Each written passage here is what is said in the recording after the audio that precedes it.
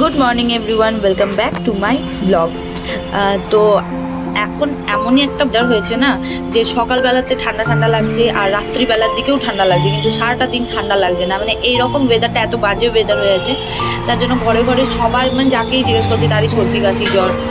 তো মানে আমারও ইভেন সর্দি কাশি হয়ে মানে লেগেই আছে, কমছে আর না। আর আমার বরের একটু আর কি গরম গরম বাতি করে রাত্রেবেলায় গায়ে ব্ল্যাঙ্কেট নিচ্ছে, অথচ ফ্যান চলছে, এরকম একটা ব্যাপার। পারলে এসিও চালায়, কিন্তু আমার জন্য চালাতে পারছে না, কারণ কি আমি চিৎকার করবো তাই। তো কালকে রাত্রে দেখতেই পেলে তোমরা যে আমি সবজি বাজার করে এনেছিলাম, তো ওগুলো এখনো জায়গায় জায়গায় রাখা হয়নি। আর আমি মানে সাজিয়ে গুছিয়ে রাখা পছন্দ করি, কেন কি যখন যেটা আমার লাগবে রান্নার জন্য তখন নিতে আমার সুবিধা হয়, তাই ব্যাগ থেকে বের করে সবজিগুলো জায়গায় জায়গায় রাখছিলাম।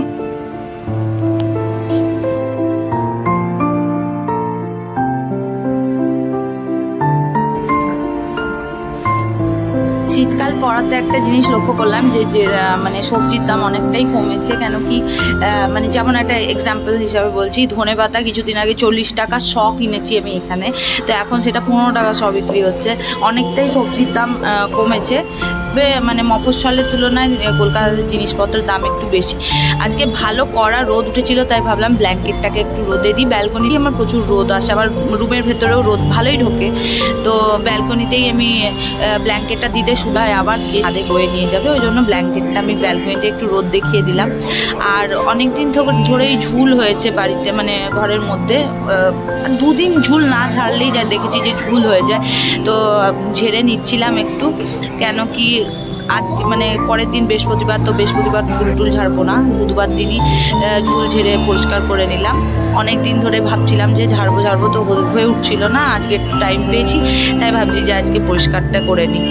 ঝুল ঝাড়ার পর গোটা ঘর ঝাড়ু পোছা করা, এটা হচ্ছে আমার কাজ নিত্যদিনের, তো এটাকে করতেই হবে। ঘর পরিষ্কার না থাকলে ভালো লাগে না, মানে ঘর পরিষ্কার থাকলে না নিজের মনটাও দেখেছি যে ভালো লাগে, টিপটপ থাকলে, ঘর টিপটপ রাখলে বেশ ভালো লাগে। তো ঝাড়ু পোছা হয়ে যাওয়ার পরে অনেকগুলো জামা কাপড় জড়ো, আমি একটা কাজ করি কি, অনেকগুলো জামা কাপড় না জমলে আমি মেশিন চালাই না। কেন কি মেশিন চালাতে তো একটা ইলেকট্রিসিটি বিল পড়ে, মানে বিল ওঠে, তো একেবারে অনেকগুলো জামা কাপড় হলে আমি কাচতে চাই না। তো পুরো আমার ব্যাগটা, জামা কাপড়ের যে লন্ড্রি ব্যাগটা আছে ওটা পুরো ভর্তি হয়ে গেছিলো, তো ওই জন্য আজকে হচ্ছে কাচার দিন ছিল। আবার বৃহস্পতিবার জামা কাপড় কাচবো না, সেই জন্য আজকেই পুরো ভর্তি করে কেচে নিয়েছি মেশিনে।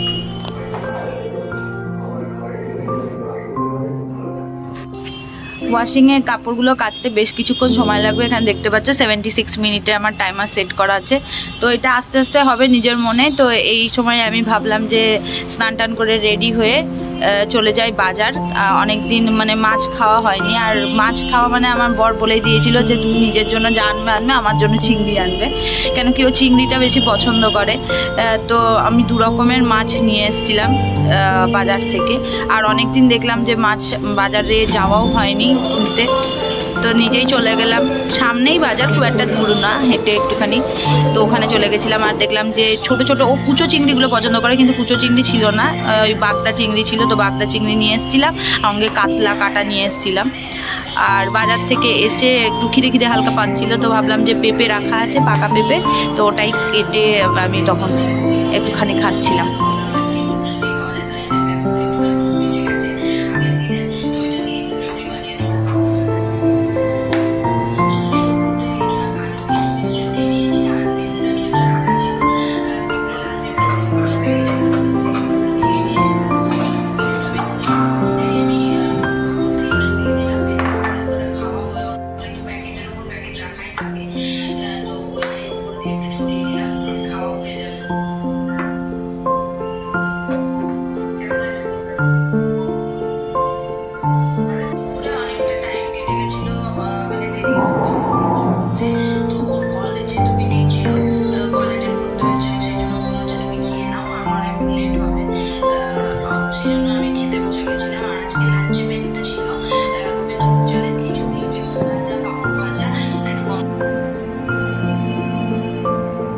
বাজার থেকে আসার পরে তারপরেও দেখছি যে এখনো 12 মিনিট বাকি আছে কাপড়গুলো ধুতে। তো অনেকটাই মানে 76 মিনিট মানে অনেকক্ষণটাই টাইম লাগে। আর অন্য টাইমের দিন কেন কি জামা কাপড়গুলো প্রচণ্ড নোংরা হয়েছিল, তো এটাই দিলে ভালোভাবে পরিষ্কারভাবে কাচা হতো, ওই জন্য একটু টাইম ধরেই ওয়াশিংয়ে দিয়েছিলাম। দিয়ে মাছগুলোকে রেখে দিয়েছি। সিজে কাটা মাছের একটু ফুলকপি আলু দিয়ে ঝোল করব, আর চিংড়িটা একটু ওই কষা টাইপের করবো, বেবি খেতে পছন্দ করে।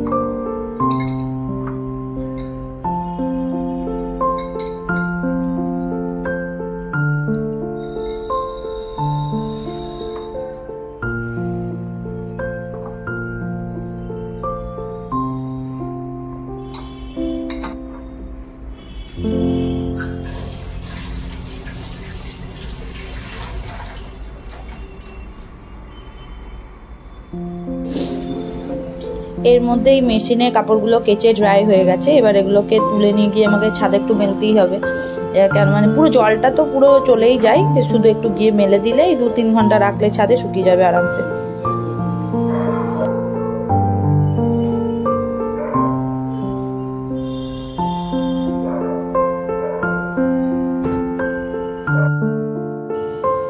এখানে আমি রান্না করার জন্য সব টমেটো, পেঁয়াজ, রসুন, আদা মানে মশলা পেস্ট করার জন্য কেটে নিচ্ছি, আর কিছুটা পেঁয়াজ আর ক্যাপসিকাম আমি লম্বা লম্বা করে কেটে নেব চিংড়ি মাছটার জন্য।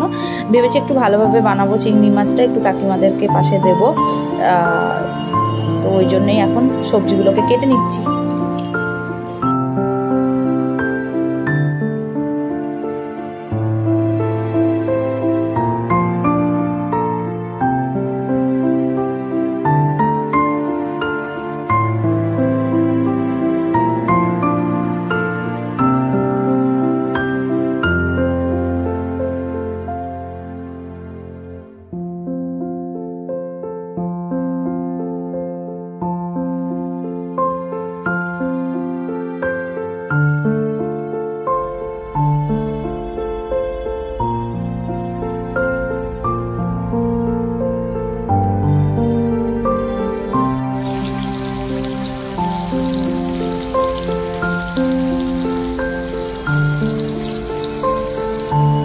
চিংড়ি মাছটা সাইড বাই সাইড আমার ভাজা হয়ে যাচ্ছে, আর এইদিকে আমি মশলাগুলো এবার পেস্ট করে নেব।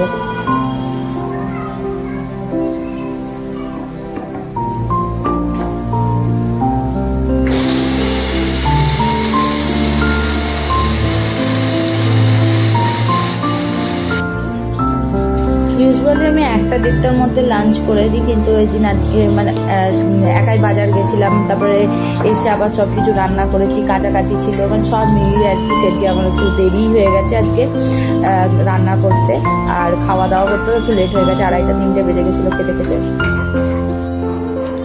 তো আজকে আমার লাঞ্চে মেনু হচ্ছে ভাত, চিংড়ি মাছ, একটু পালং শাক ছিল, সেই পালং শাকটা করে নিয়েছি, বেগুন ভাজা, চাটনি, আর কাতলা মাছটি ফুলকপি আলু দিয়ে ঝোল। এই হচ্ছে আমার লাঞ্চের মেনু ছিল আজকে। আর আমি একটু বেশি করেই রান্না করে নিয়েছি।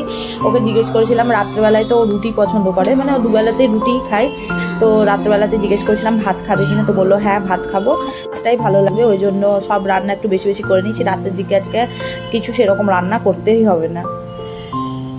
তো বিকালবেলায় আবার রেডি হয়ে বেরিয়ে গেছিলাম, কারণ একটু হাঁটতেও যাওয়ার ছিল, আর এদিকে আমাদের বৃহস্পতিবার যেহেতু আমরা সারাদিন ফল খেয়ে থাকি, তো ফলও আনতে যাওয়ার ছিল। তো ভাবলাম যে হাঁটতে অন্যদিকে না গিয়ে একেবারে বাজারের দিকেই হাঁটতে যাই, তো হাঁটাটাও হয়ে যাবে আর এদিকে আমার ফলটাও কেনা হয়ে যাবে।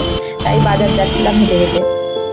অনেকটাই ডিস্টেন্স, মানে অটো করে 12 টাকা মতো ভাড়া নেয়।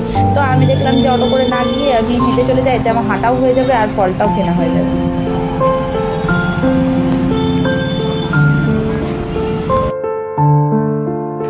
সন্ধ্যেবেলায় ও আসার সময় সিঙ্গাড়া চপ নিয়ে এসেছিলো, তো ওটাই খাচ্ছিলাম, আর তার সাথে নিয়েছিলাম একটু চা, ওকে মুড়ি দিয়েছিলাম, মুড়িটা আমার শেষ হয়ে গেছে, নাহলে আমিও মুড়ি দিয়ে খেতাম।